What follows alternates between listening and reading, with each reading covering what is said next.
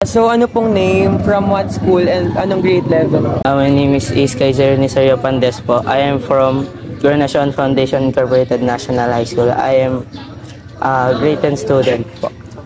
So yung first question po is, nakaranas or nakawitness ka na ba ng gender-related discrimination, stereotyping, or violence? Yes po. Sa violence, yung meron akong kaibigang bakla na binubugbog siya kasi alam na bakla siya tas hindi niya kayang pumatos sa mga lalaki. Kaya nabubugbog siya. Okay. So next question po is, sa tingin mo, naapektuhan ba ng kahirapan ang mga estudyante lalo na pagdating sa access sa education at iba pang oportunidad? Sa tingin ko po, hindi naman po lahat. Kasi po madalas nakadepende sa tao yung pagkuha nila dun sa opportunity. Kung yung opportunities pinabayaan lang nila at hindi nila ginagrab every situation na meron sila or na humaharap sa kanila, nasasayang yung opportunity. Nagiging mahirap lang ito pagka hindi na nila nagsisi na sila sa dulo na hindi nila nagrab yung opportunity. Kaya para sa akin, hindi po nakaka-apekto yung kahirapan sa pag-access ng opportunity. Tama naman. So, next question is, sa tingin mo, nabibigyan ba ng pantay na oportunidad sa pamumuno at paggawa ng desisyon ang mga estudyante, lalo na ang mga kababaihan at membro ng LGBTQ+ community? In my own experience po, hindi po. Sa pagkababae po, especially sa leadership, kung ang activity po is more on physical activities, mas madalas po na ginagamit ang lalaki dahil po sa strength nila pagka physical activities. Then pagka naman po sinabing more on sa intelligent, talaga pong babae po talagang ginagamit for leadership.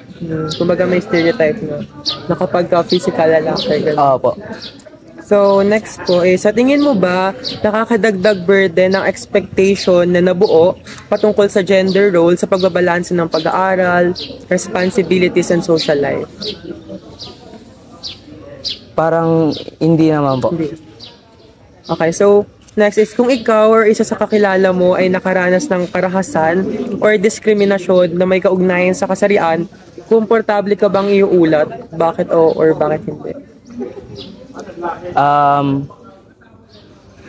Para sa akin po, sa mga kakilala ko pong banggit na sa akin na nakaranas ng karahasan mula sa ibang tao, mula sa sarili nilang pamilya, magiging komportable po sila pag pinaramdam mo sa kanila na okay lang sa'yo or open kang makinig ng ganong bagay. Pero pag ikaw yung tipo ng malisyosong tao, parang hindi sila magiging komportable ng i-open yun sa'yo, especially kung hindi ka katiwa-tiwalang tao or hindi mo pinaramdam sa kanila na okay lang sa'yong marinig yung ganung bagay. Hindi ka open sa ganung bagay. Alright, so ayun lang po. Thank you. So, magandang araw po ate. Pwede po malaman yung pangalan niya at ilang taon po? Liana, and 26 years old. Okay. Sige, proceed po tayo sa question. So, ayun, nakaranas ko ka po ba or naka-witness ka po ba ng gender-related discrimination or stereotyping or violence po? Not personally, hindi rin pa ako naka-witness sa in person, pero nakakarinig ako or sa mga balita ng mga pangyayari sa social media. So may nakikita ko din yung mga ganong situation. Ayun, sa tingin niyo po, naapektuhan ng kahirapan po ba ang mga estudyante, lalo na pagdating po sa access ng education at iba pang opportunity? Oo naman, kasi 'di ba masyado nang advanced ngayon yung education. So, merong mga subject na nire-require yung mga paggamit pa ng mga laptop and yung mga software. So, hindi naman lahat may access dun sa mga ganong bagay sa panahon ngayon. Lalo na pag yung hindi naman nakakaluwag sa buhay. So, parang nagkakaroon sila ng difficulty na magpasa ng gantong assignment kasi require nga na kailangan ganto ganyan, kailangan may laptop ganon. So yun nga, nakaka-apekto talaga yung status ng buhay sa pag-aaral din. So, ayun po. Sa tingin niyo po ba, nabibigyan po ba ng pantay na oportunidad sa pamumuno at paggawa ng desisyon yung mga estudyante po? Lalo na po yung mga kababaihan and yung mga babae at member po ng LGBT community. Sa tingin ko naman, oo. Kasi sa ngayon, mas open na yung mga tao lalo sa LGBTQ community. Kasi katulad kasi naranasan ko noon. So, nung nag-school pa ako, hindi pa masyadong open. So, parang dinidiscriminate pa yung mga, yun nga, yung mga babae at saka yung mga LGBTQ. So, ngayon, mas, sa tingin ko, mas open na. Kasi makikita mo naman, minsan namumuno pa sa sa ang mga babae. Tapos, mas accepted na ngayon, kumbaga. Ayan, sa tingin niyo po ba, nakadagdag po ba ng burden or expectation yung nabuo patungkol sa gender role sa pagbabalanse po ng pag-aaral, family responsibilities, and even social life?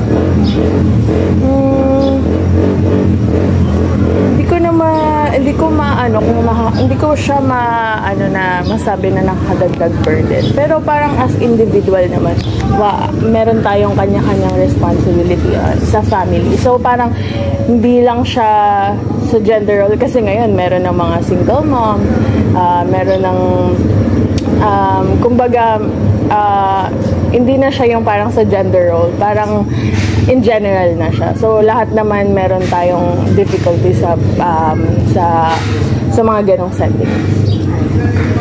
Ayun po. So kung ikaw or isa sa mga kilala niyo po na nakaranas ng karahasan or discrimination, may kaugnayan sa kasarian, okay lang po ba na iulit niyo po ito? Bakit po okay po ito? Para sa akin, no, kasi it's not my story to tell. So, depends kung merong consent. Pero yung mga ganong bagay kasi it's sensitive topic. So, dapat ka-consider natin yung feelings ng family member natin o kakilala na kung iuulat natin yung kanilang mga karanasan. Ayan. So, ayun lang naman. Hello po kuya, magandang gabi po. Pwede po ba malaman kung ano po yung pangalan po ninyo and ilang taon na po ba kayo? Hi, ako nga pala si John. 23 years old. Ayan.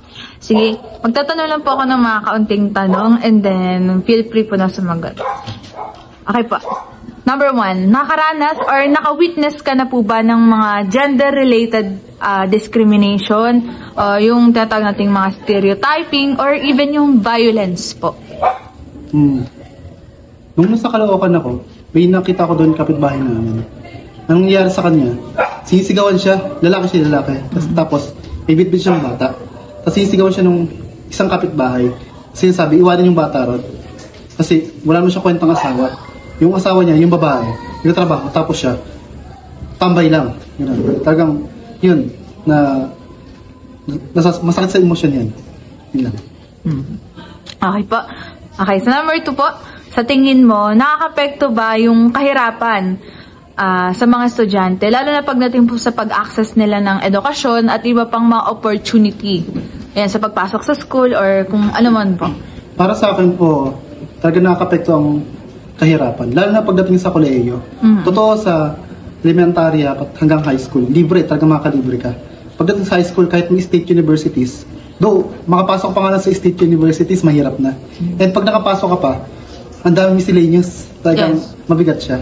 Tagang kung wala ka tagang pera, nako, mapadrop ka talaga. O kaya mag-working student, pero mahirap talaga yun. Yes. Okay, so sa tingin nyo po, nabibigyan po ba ng pantay na oportunidad sa pamumuno at paggawa ng desisyon yung mga estudyante po? Lalo na po sa mga kababaihan, tsaka membro po ng LGBTQ plus community. Sa ngayon, napapansin ko, lumalakas ng pwersa ng mga kababaihan, ng mga, yan, sila. And sa ngayon, talagang makikita natin, kahit sa politika natin, dumadami ng mga kababaihan ng mundo. Kahit naman sa school mismo, makikita natin sa mga leaders, sa groupings, puro babae pa yung nangunguna.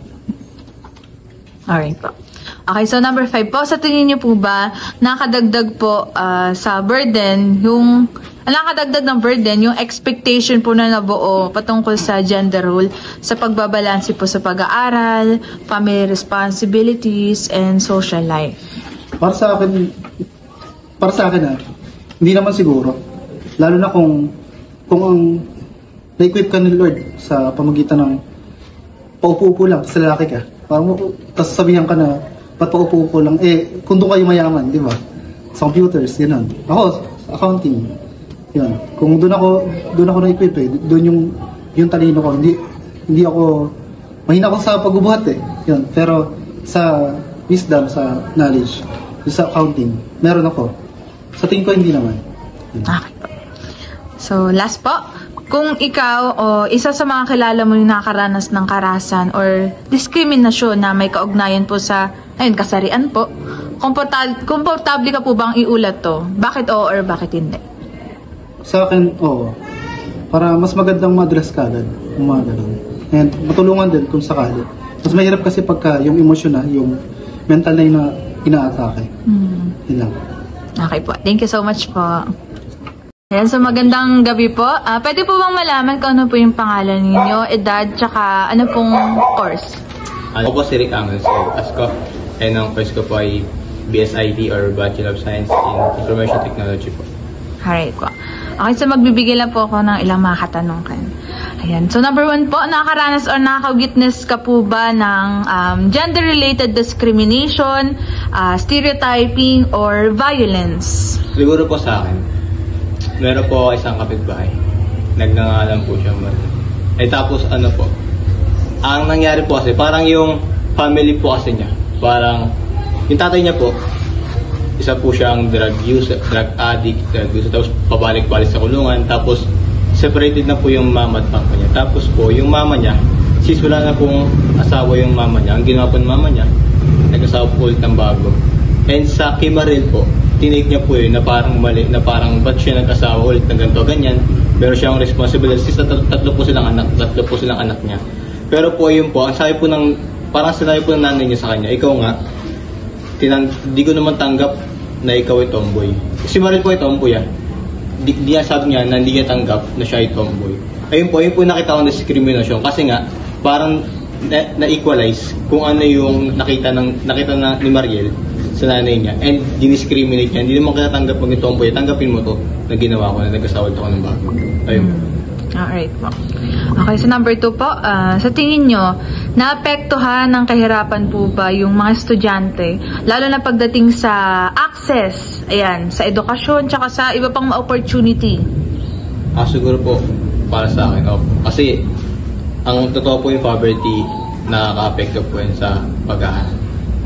Kasi unang-una po, kapag wala ka talaga, paano ka makapag-aaral? Kaya yun po, sobrang hirap ng buhay.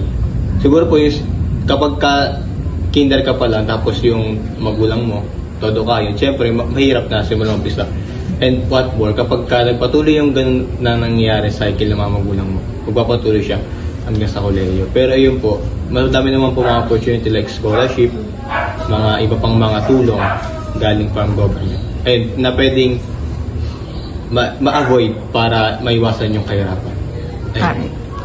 So, ayan. So, number 3 po. Sa tingin mo, nabibigyan ba ng equal opportunity sa pamumuno tsaka sa paggawa ng mga desisyon yung mga estudyante, lalo na po yung mga kababaihan at miyembro po ng LGBT community Q+? Ito po personally. Madami pong times, ako po, mga panahon na high school ako, kadalasan po, kalamitan, yung mga gay, sila po mismo yung mga matalino na pwede lang gamitin sa pamumuno. Kadalasan, may mga president po kami yung time na high school ako na may mga gay po. Nagagamit po na opportunity na yun para mamuno sila. Since meron po silang knowledge, nagagamit po nila yun para po mag-lead. Kasi kapag tinake, hindi naman po totoo na kapag tinake mo na part ka na LGBTQIA+, ibig sabihin na wala kang knowledge. Kung baga tinake niya po yung kanya pong knowledge, bagamat siya ay part na LGBTQ, pero yun po, ginamit niya yung part niya, yung talino niya para mamuno sa isang klase, sa isang room. Ayun, para sa akin. Alright pa. Okay? Sa tingin mo ba, nakadagdag ba sa burden yung expectation na nabuo patungkol sa gender role sa pagbabalanse ng pag-aaral, family responsibilities, and social life? Sa akin po, hindi naman. Kasi ang totoo po, kahit po mga babae, kaya na po nilang gawin yung mga ginagawa ng lalaki. Ako po personally, IT student po ako, and kadalasan po ng mga klase ko, ng mga babae, mas magaling pa sa akin mag-code. Kumbaga parang ang nangyayari po, hindi naman po ibig sabihin na kahit babae ka lang. Nagagawa po ng babae, yung kaya nilang extend, yung kaya nilang ilabas sa comfort zone nila, na kaya nilang gawin yun. Siguro, yung ganong part, siguro mas ma-expand nila sarili nila, kahit na babae sila, magagawa pa rin nila to. Ayun nga, sa family, sa social life, at sa iba. Kahit especially yung mga LGBT. Alright. Okay, last po na question. So, kung ikaw o isa sa mga kilala mo ay nakaranas ng karahasan or diskriminasyon na may kaugnayan po sa kasarian and sa gender natin, komportable ka po ba na iulit to? Siguro po sa akin. Totoo po kasi, I'm Christian po. Kung ganyan po ang scenario, ang gagawin ko po, gagamitin ko po yung part ko na as a Christian. I-take ko po yung advantage na kung ano po yung alam ko about sa ganyan discrimination, sabihin ko po sa kanya na ganito, ganyan, baka sakaling, sabihin ko sa kanya na baka sakaling nadi-discriminate ka kasi hindi ka tanggap sa kasarian mo. Baka maaaring pwede mo pang kahit konti bawasan yung mga ganyan hanggang sa patuloy mo na mawala na yun. O kaya, though, eto naman po, hindi ko naman po sinasabi ito na parang magbago agad. Kung baga sinasabi ko po ito, para maiwasan yung baboy, yung mga discrimination. Kasi po, totoo na nakaka-affect yan ng mental health. Especially po yung mga tatay na mga gay. Bisa binubugbog sila yung kata si Reyna po, kung alam niyo po yun, grabe, di ba yung discrimination, kung paano yung ginagawa sa kanila. And ayun po, siguro take advantage ko po yung baging Christian ko. Nasabihin ko po sa kanila na, oo nga, baka sakaling pwede mong bawasan yung ganito mo, kung sakali lang naman, kung kaya. Pero kung hindi, siguro maaari ka nasama sa panlangin ko na kung ano talaga pwede mong magawa. Pero yun nga, sabihin ko sa kanya na ito yung kailangan mong gawin, ito yung stepping stone mo para maiwasan yung discrimination na yan.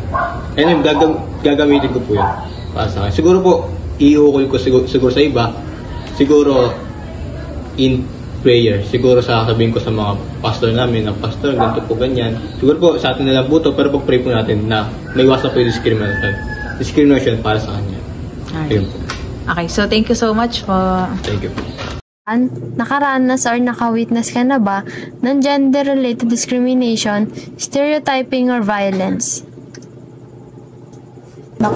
Oo, nakakita na ako pag merong tumatambay sa harap namin tapos merong dumadaan na LGBTQ tapos parang inaasar nila ba?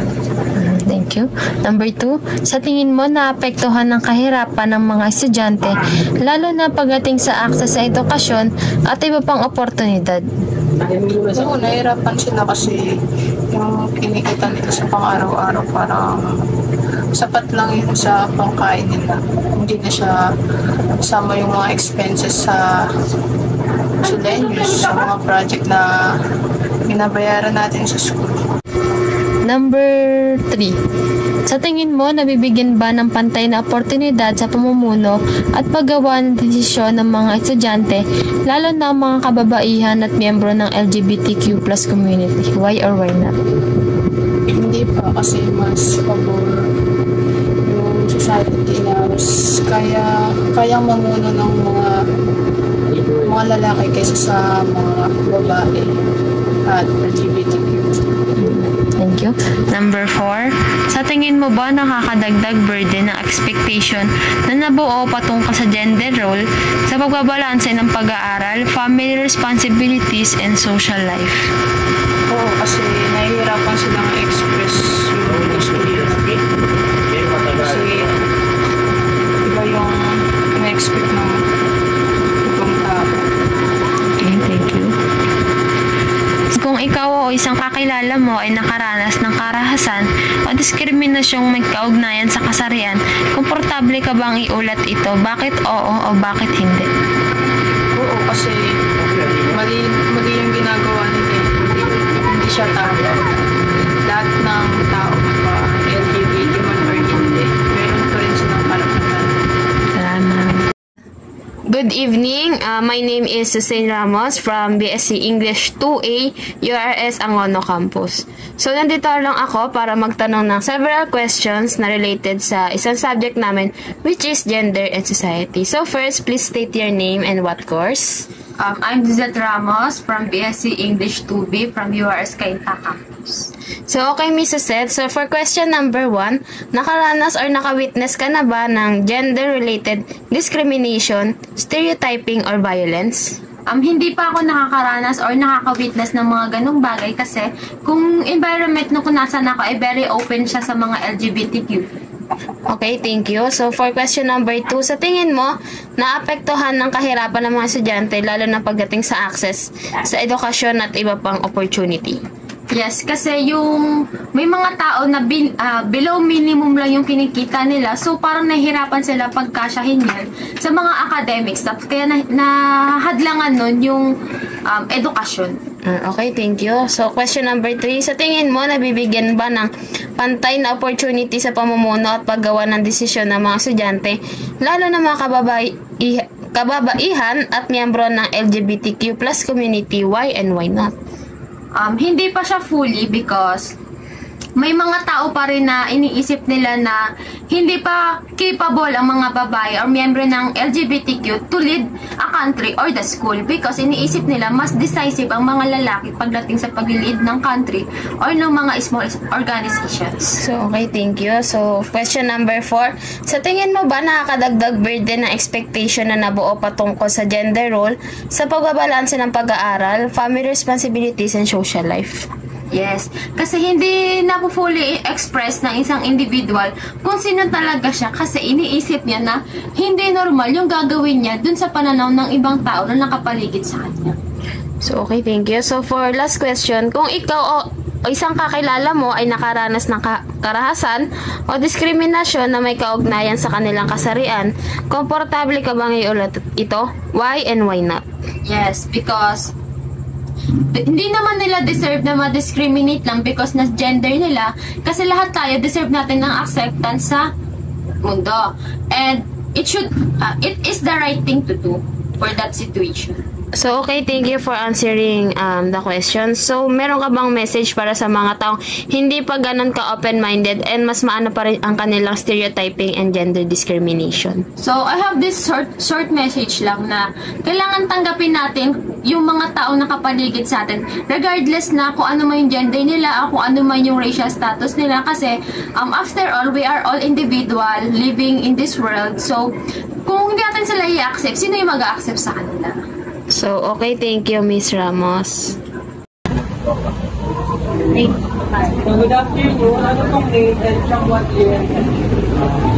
Alan po, Christian Paarda, President ng Fine Arts, third year. So, ang first question po is, kung sakaling ikaw or may kakilala kang naka-experience ng gender discrimination, i-report mo po ba? Sa tingin ko, depende sa kung paano siya i-discriminate. Kasi may mga times naman na yung like lang, mga biro-biroan lang, kahit lang sabihin na gano'n. Pero in terms sa kapag parang below the belt na, or parang hindi na siya tama, talagang, siya talaga with na discriminate na siya ng isang tao. Doon pwede na siya, sa tingin ko na pwede nang i-report kasi hindi na yun parang okay na tignan. Parang tinatapakan mo na yung pagkatao ng isang tao. So yun, wala siya i-report. Next question po, sa tingin niyo ano pong action or program yung dapat gawin ng URS Angono para mabawasan yung gender discrimination sa loob ng campus? In terms na sa para sa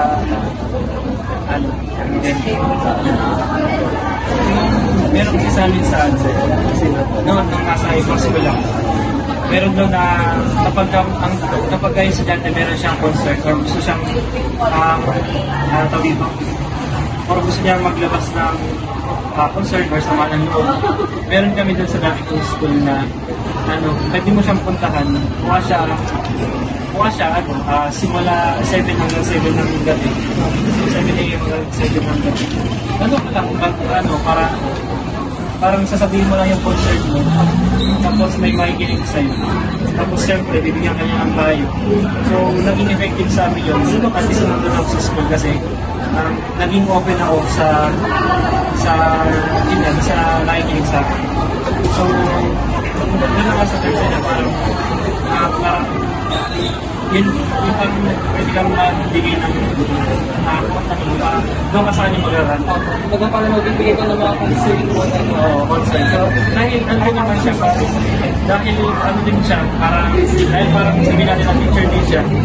So, pwede din niya yung ibigay sa mga mas nakakas na.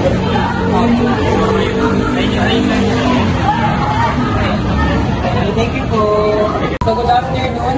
May I ask what is your name and from what year? My name is Nanica Angeles Garalde. I am PFA BCP. So yung first question po natin is naka-experience or witness na po ba ng gender-related discrimination or stereotyping? Dito sa URS, parang wala naman ako nakikita and experience kasi sobrang balgam ng URS sa mga gender, sa mga LGBT, especially sa mga gay, mga ibang student na talagang showy sila sa pagpapakita ng totoo sila. So yung next question po is, sa tingin niyo po ba paano nakaka-apekto yung lack of opportunities sa mga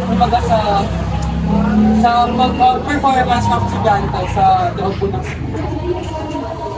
For example po yung mga kumbaga yung mga may kulang sa mga pagkamitan sa pag-aaral, kumbaga yung mga may hirap. Ito tayo na ba nakaka-apekto yun sa performance nila sa loob ng school? Wait, ano yung nervous? Parang nakakasya. First of all, ano yun?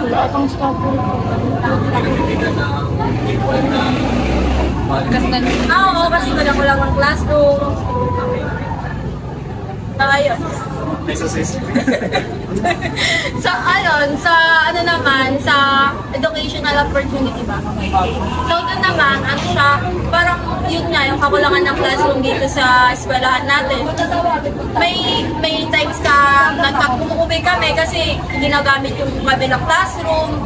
May times na nandito na kami, magkaklase na lang kami, pinalabas pa kami ng classroom kasi na may meeting daw, gano'n. So, nakaka-apekto yun sa amin kasi nasasayang yung oras namin. Imbis na nagkaklase na kami, imbis na may natututunan na yung mga estudyante, umuwi pa, nasasayang yung pagod at effort nila na pumasok, tapos pauwiin lang. Tapos wala naman kami gagawin dito sa classroom.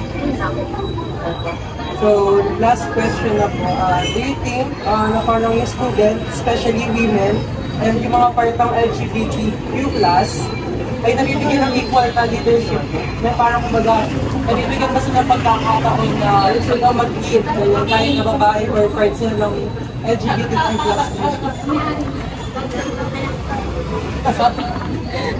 Wait lang. So, ayun, sa opportunity naman ng mga LGBT sa mga babae, mga lalaki sa pagli-leadership, parang open naman ng URS kasi may mga nakikita din ng LGBT na talagang katulad sa POE, may mga leader dun na talagang LGBT na part. Yeah. Ayun. Tapos, may mga lalaki nila nag-lead sa kanilang lalaki, diba? So, welcome sila and open sila sa mga LGBT or sa women or men na gustong mag-lead.